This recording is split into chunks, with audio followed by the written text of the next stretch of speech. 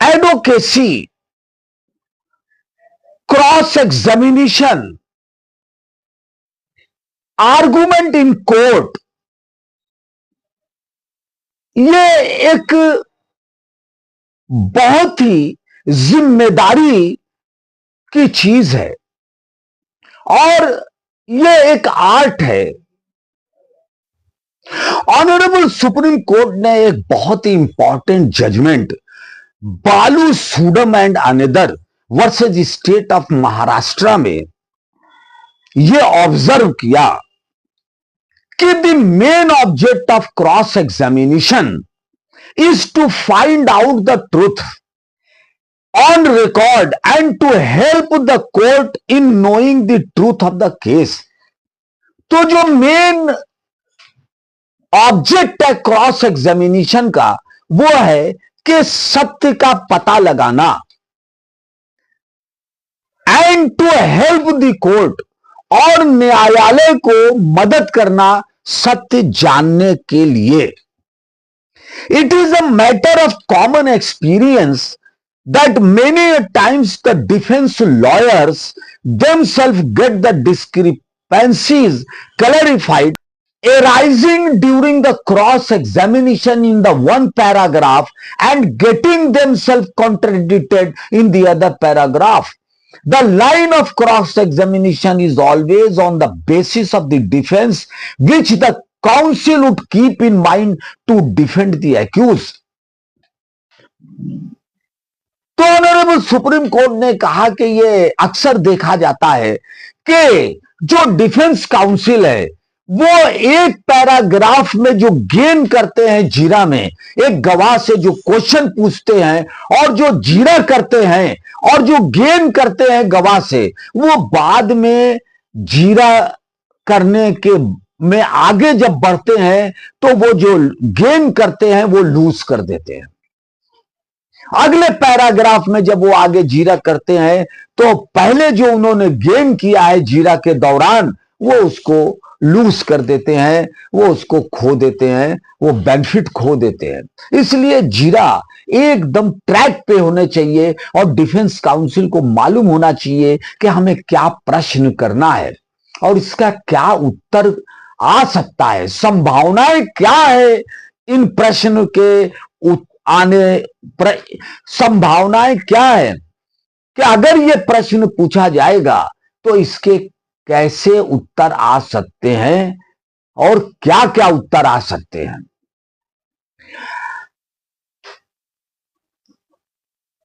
Division bench के case को refer करते हुए ऑनरेबल कोर्ट ने ऑब्जर्व किया कि Govind son of Soneram versus state of MP reported in 2005 criminal law journal, इस केस में बेंच ने ऑब्जर्व किया the main object of cross examination is to find out the truth and detection of falsehood in human testimony.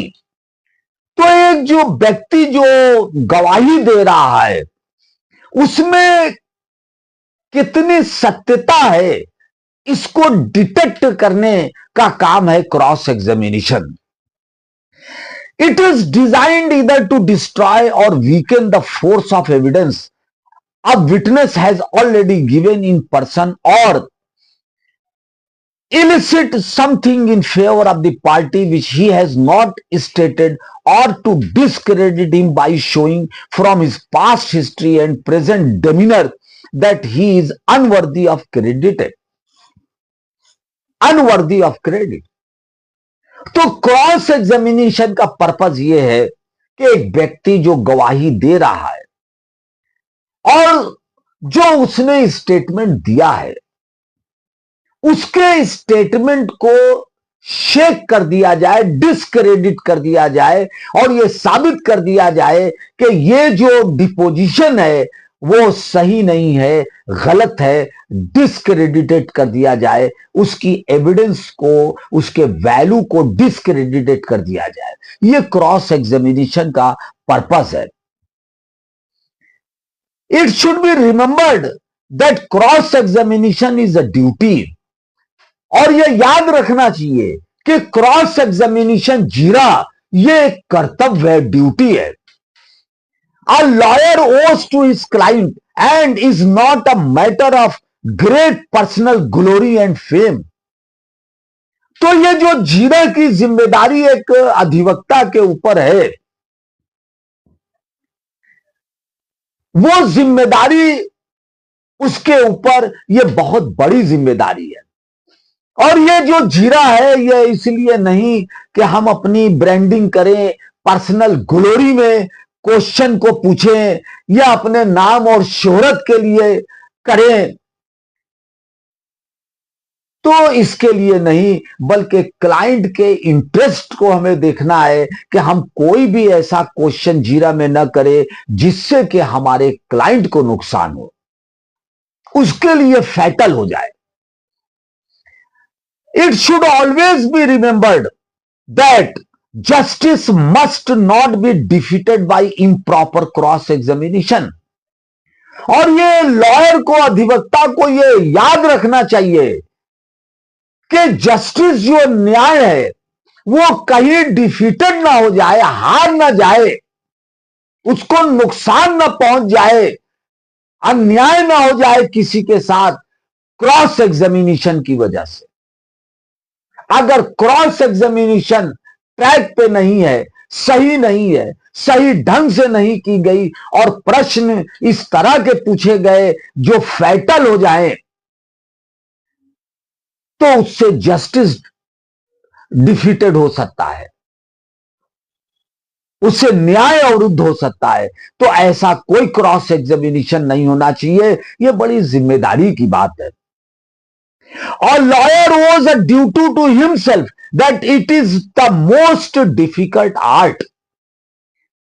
और एक अधिवक्ता को, lawyer को यह जानना चाहिए कि यह जो जीरा है यह बहुत ही एक डिफिकल्ट आर्ट है। ये जो आर्ट है जीरा की, ये बहुत ही डिफिकल्ट आर्ट है।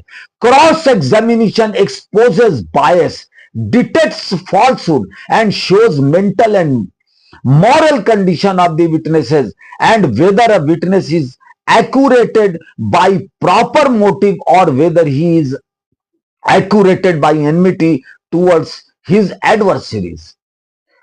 तो क्रॉस एग्जामिनेशन से यह पता चलता है कि ये जो गवाह बोल रहा है ये सही बोल रहा है, या तो रंजिश की वजह से नहीं बोल रहा है, या दुश्मनी की वजह से तो गवाही नहीं दे रहा है। ये सारी चीजें क्रॉस एग्जामिनेशन से सामने आती हैं। तो जब कोई गवाह फायर ऑफ क्रॉस एग्जामिनेशन से उसकी गवाही गुजरती है तो वो जो एविडेंस आती है वो निखर के सामने आती है। और हर अधिवक्ता को इसके लिए बहुत ही कोशिश करना चाहिए कि वो अपनी स्किल को डेवलप करे।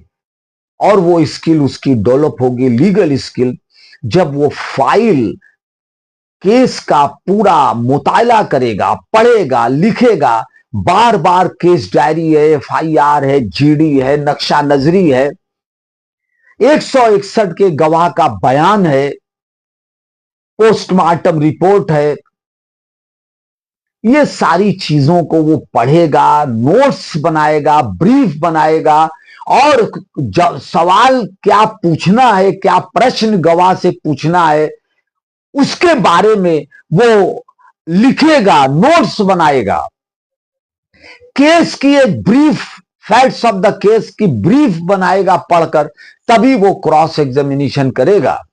Thank you very much.